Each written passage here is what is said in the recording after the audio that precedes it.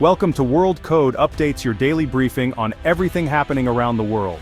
Headlines from the new Frontline: U.S. boots on Philippine soil, just 140 kilometers from Taiwan. China warns of serious consequences as American presence grows. Manila draws a line in the sand, backed by U.S. firepower. This is not a distant future, it's today, July 23, 2025. The South China Sea's calm waters hide a storm of geopolitical tension. A new front line emerges, not with trenches, but with naval bases, missile systems, and constant military readiness. Every diplomatic move and naval patrol feels like another tick of a clock counting down. The U.S. and the Philippines are sending a clear message. This is about defending sovereignty, upholding international law, and keeping vital waterways open. New U.S. facilities are a concrete symbol of an alliance reborn. For Filipinos on the front lines, this is a daily struggle for livelihood and dignity, not just geopolitics. American support brings both security and fear. Their home could become a battleground for superpowers. Every ship movement and military drill is scrutinized for hidden meaning. The Pacific is being reshaped before our eyes, with U.S. bases in the Philippines at the heart of this transformation. The stakes have never been higher, and the margin for error has never been smaller. The world holds its breath, watching as history unfolds in real time. At the core of this shift are new U.S. military facilities, built under a revitalized defense pact.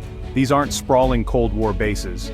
They're nimble, strategic, and built for modern warfare.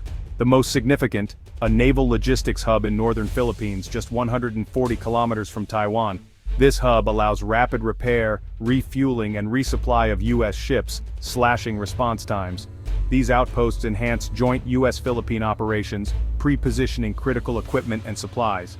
Upgraded runways, new barracks, and advanced munitions storage make these sites force multipliers.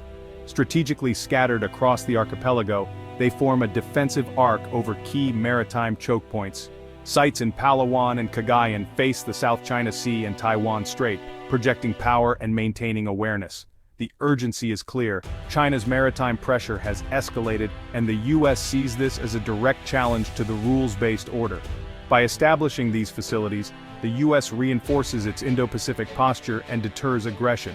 The message stability is maintained not by words, but by credible forward-deployed power. These bases are a calculated move to make the cost of conflict unacceptably high. The alliance is now more flexible, responsive, and ready for any contingency. The Pacific's balance of power is shifting, fast. The urgency behind these new bases is clear at the Second Thomas Shoal. Here, Filipino Marines live aboard the grounded BRP Sierra Madre, a fragile outpost of sovereignty in waters claimed by Beijing. Chinese Coast Guard and militia vessels routinely surround the shoal, blocking Philippine resupply missions. Water cannons, shadowing, and intimidation are now routine, dangerous gray zone tactics that push the limits of peace. China claims nearly the entire South China Sea, ignoring a 2016 tribunal ruling in favor of the Philippines. Beijing's artificial islands and cabbage strategy squeeze out other claimants, threatening Philippine territory and resources. Each resupply mission is a high-stakes drama, a test of wills on the open ocean. In this context, new U.S. bases provide the Philippines with the backing to stand firm. The message to China: further aggression will meet a united, capable response. The Enhanced Defense Cooperation Agreement, or EDCA, is the legal backbone of America's new presence. Signed in 2014, EDCA allows rotational U.S. forces and new facilities within Philippine bases, no permanent U.S. ownership. It's a flexible partnership designed for rapid joint response to military threats and humanitarian crises alike. Pre-positioned equipment means faster disaster relief and military support.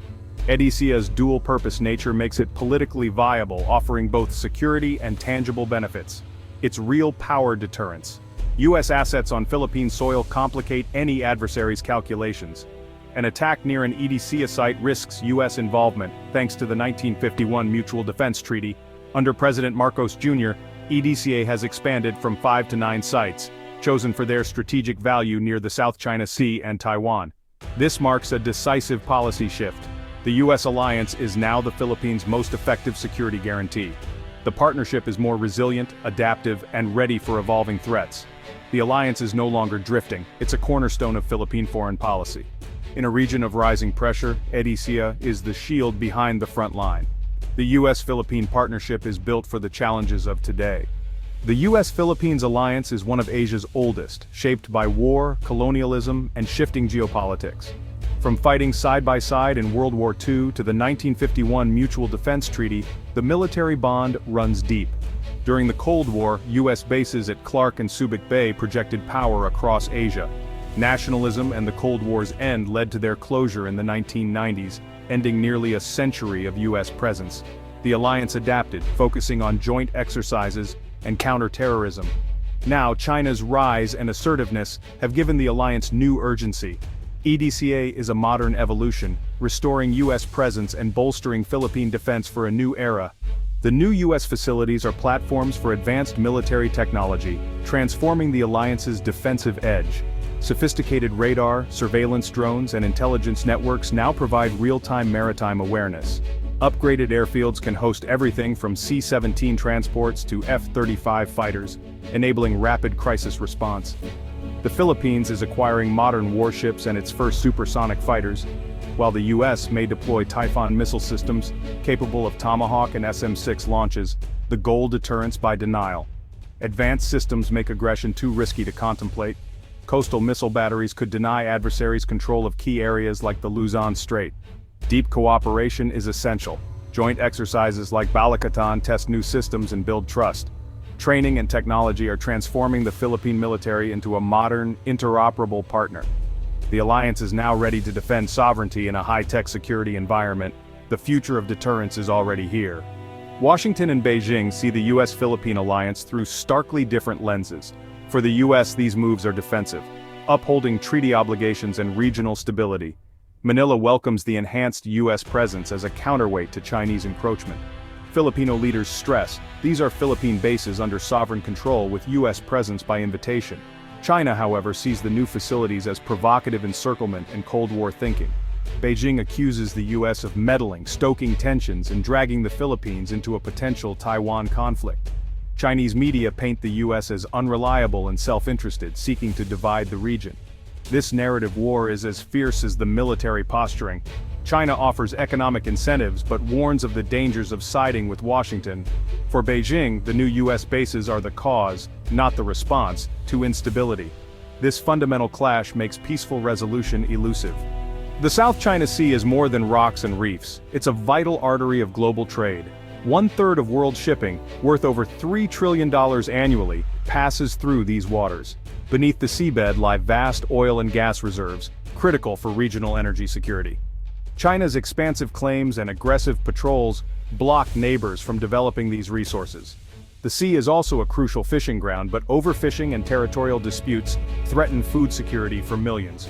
For the Philippines, protecting these waters is about survival, not just sovereignty.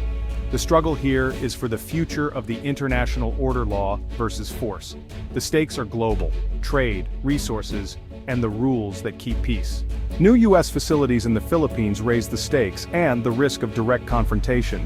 The region is more militarized than ever, with U.S. and Chinese forces operating in close quarters.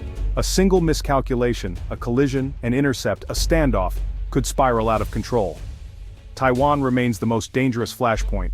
U.S. bases in northern Philippines could play a critical role in any conflict.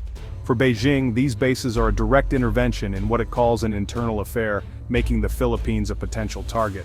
The pressure to act quickly in a crisis could lead to rapid escalation, shortening the fuse for conflict. Forward-deployed forces strengthen deterrence but also increase the risk of accidental war. The Pacific has entered a new era of great power competition. The U.S. Philippine alliance is now a frontline bulwark, signaling America's commitment to the region. This may deter aggression, but it also creates a permanent state of high tension. Peace now depends on the threat of mutually assured destruction. The hope deterrence holds. The alternative, a catastrophic conflict, must be avoided. The world watches, hoping history's clock does not strike midnight.